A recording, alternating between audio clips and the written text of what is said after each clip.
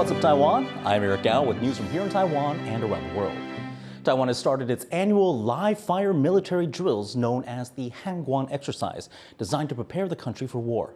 Military aircraft and ships were moved away from the west coast, practice for protecting Taiwan's military assets if it were to be attacked by China. And as Rick Lauer reports, reservists were also called up to join in the exercises. Armed Forces reservists are registering here at a school in northern Taiwan to take part in the country's annual Hangguang military drills. All Taiwanese males must take part in mandatory military service, and then they're called up as reservists to do training. The Hangguang military drills are designed to prepare Taiwan for a possible attack by China. This year's exercises will be one of the largest ever and focus on protecting critical infrastructure as well as coastal and air defences. They come as China, which claims Taiwan as part of its territory, continues to threaten the island nation. Later in the week, Taiwan will temporarily shut its main international airport to practice repelling an attack. The drills also include responses to attacks on communications and cyber warfare. In addition, the military will be holding a set of air raid drills for civilians. The massive military drills this week will include everyone from the military to reservists like these to civilians. It's a reminder that the defence of the nation will require effort from each and every Taiwanese. John Tzu and Rick Lauer in Taoyuan for TaiwanPlus. As Rick mentioned, the country is also practicing how to protect the population from a possible attack.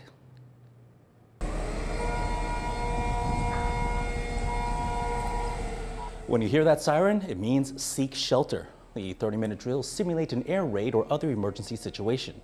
People need to stay inside or leave their vehicles and seek shelter while they're going on. Those who don't follow these instructions could be fined up to $5,000 US. The first drill took place on Monday in northern Taiwan. It'll be followed by similar drills in other parts of the country throughout the week, with the last to be held on Thursday. The Wan'an air drills are taking place alongside the Hangguang military exercise. 2 police officers in the northern city of Taoyuan are being investigated for running a failed sting operation that saw a 13-year-old girl sexually assaulted. Officers Wu Jianming and Chen Zhaoqing have been referred to Taoyuan prosecutors. They allegedly used the young girl as bait to trap a man who was later convicted of coercing a minor into sexual acts. During the sting, the man pressured her to get in his car. She says he then drove to her nearby parking space and assaulted her. The officers did not react in time to rescue the girl. In addition to the prosecutor's investigation, the Taoyuan Police Department has handed out demerits to the officers and to 2 of their superiors. 本案已严重影响警誉，从严就责。时任分局长钱景坤督导不周，记过1次；侦查队长林国基督导不周，记过1次；小队长吴建明记过2次；侦查组陈昭庆记过1次。 New Taipei Mayor Hou You-yi will lead Taiwan's biggest opposition party into the 2024 presidential election. That's after the Kuomintang sealed his candidacy at Sunday's party congress. Now, all eyes are on how the KMT will pull itself out of its slump in the polls. Stash Butler reports. Newly confirmed presidential candidate Hou You-yi gets a congratulatory embrace from the chair of the Kuomintang, KMT. The party just nominated him at its Grand Congress in Taipei as their bet for the country's top post.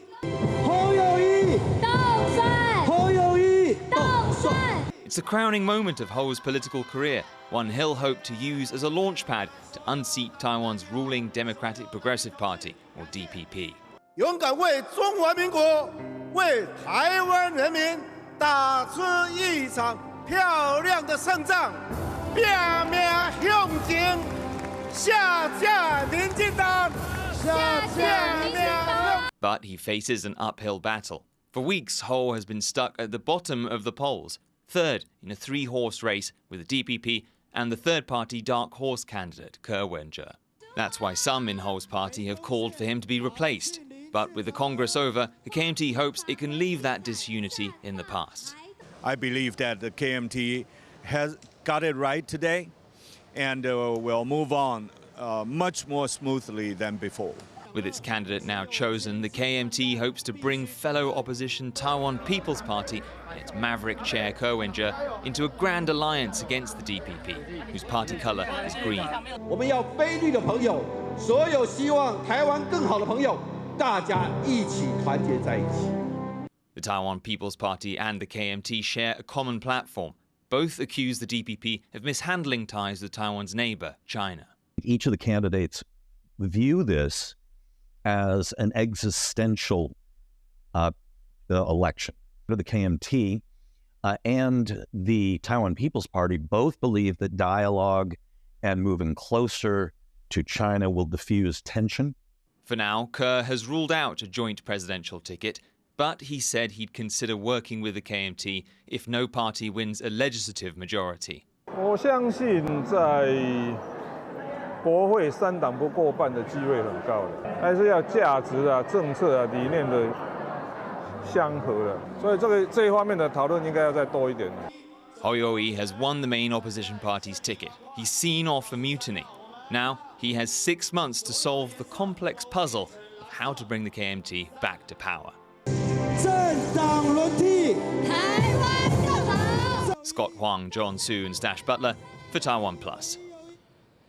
Presidential candidates have been hitting the campaign trail, and this weekend saw the ruling party candidate working to win over voters from the country's Hakka community. Speakers of the Hakka language, part of the Chinese language family, make up a large part of the population in northern Miaoli County. Democratic Progressive Party candidate Liching was there to campaign on Sunday. He pledged to stand by a policy that aims to revitalize rural parts of the country. 国家级的地方创生政策是我担任行政院长提出来。如果我担任总统，自然而然会持续推广地方创生。 Nantou County in central Taiwan has been hit with heavy rain and flooding. A weekend of thunderstorms left one of the region's largest roads swamped, with some cars almost completely submerged. The stormy weather is being caused by Typhoon Doksuri, which is moving towards the northern Philippines. It's expected to bring more rain to Taiwan throughout the week.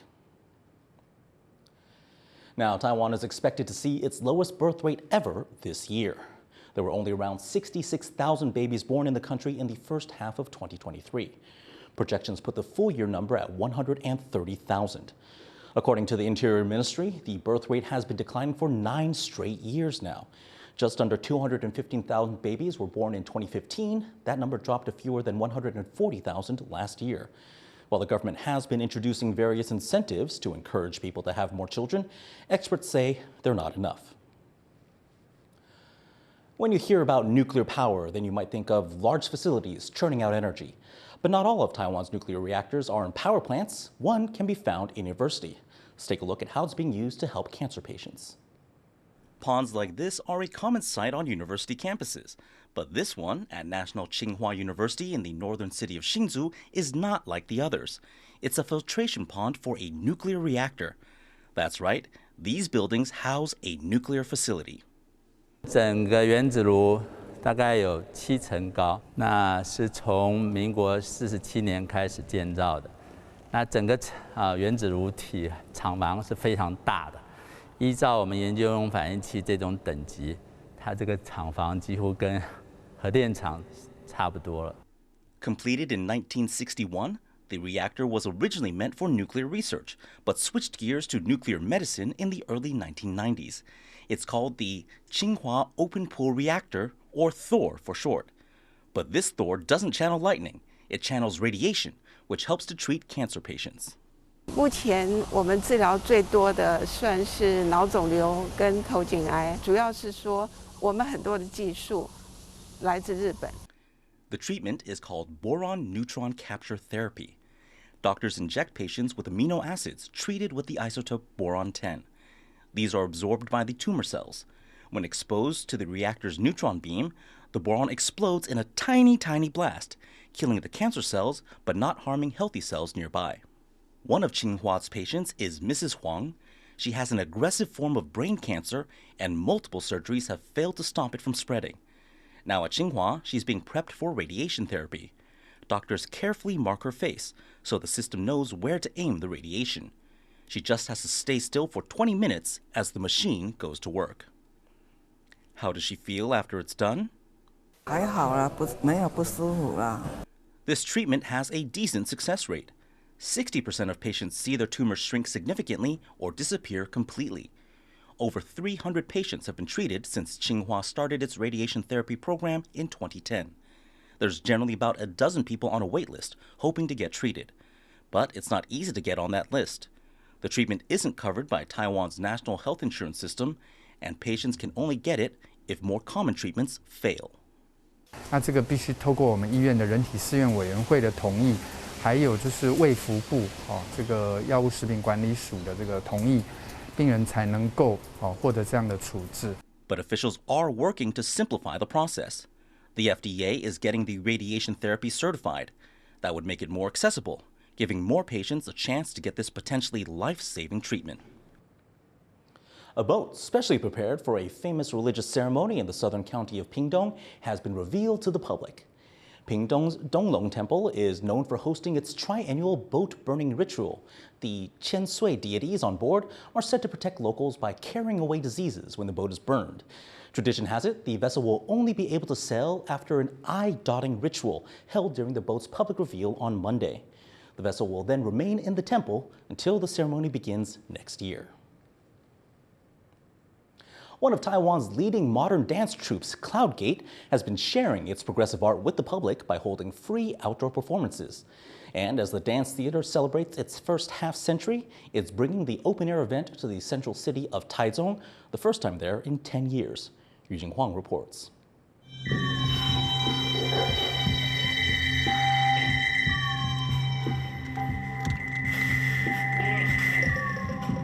A Taoist ritual turned art.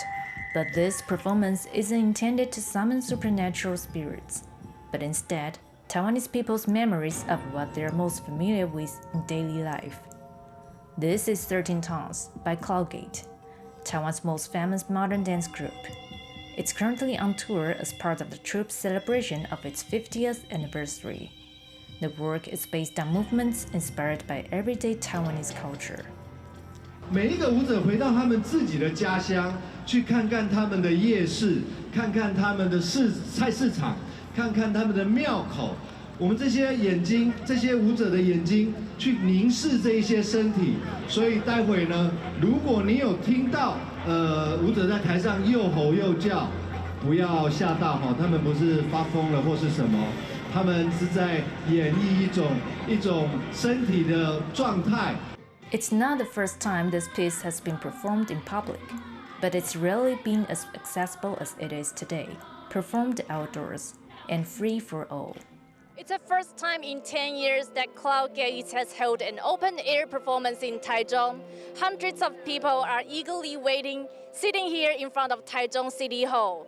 And it is hot, so hot the organizers have given out fans to help the audience fend off the heat. Modern dance isn't necessarily the first thing that springs to mind when you think of popular culture. But 13 Tongues kept the square packed throughout the hour-long performance. Fans new and old all appreciated having such easy access to the show. 虽然说我有时候会看不太懂，但是我觉得还算真的是不错啦，而且有把台湾特有的那个民俗活动结合，我觉得还蛮好玩的。他跟林怀民的那个路线都已经是拉开了，而且他一直在创作台湾的传统的文化。It's a year that doesn't just mark a milestone for the dance group, but also for 13 Tongues.